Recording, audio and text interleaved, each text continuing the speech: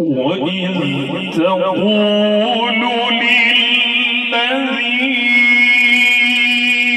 أنعم الله عليه وأنعمت عليه أمسك عليك زوجك. تفضل الله، بارك الله. واتقي